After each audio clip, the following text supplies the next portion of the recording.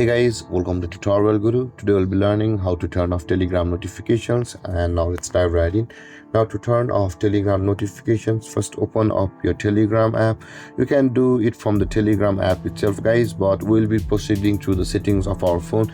You can see there is the settings and there are the notifications and sounds option available for us, from where you can particularly turn off a particular notification which you don't want to get from the Telegram itself. Now in order to turn off the Telegram notifications, all of them at once, open the settings of your phone,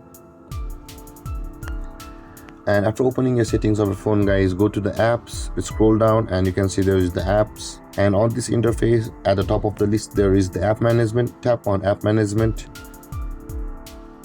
and over here guys at the top of the screen you can see there's a search bar. Tap on it and search for Telegram over here and tap on Telegram, and this kind of interface will appear where you can see there is the manage notifications option available for us. Just above the permissions, tap on manage notifications, and over here at the top of the screen you can see there is the allow notifications option available for us, and the toggle icon is turned on for us. Tap on that toggle icon at the right side of allow notifications.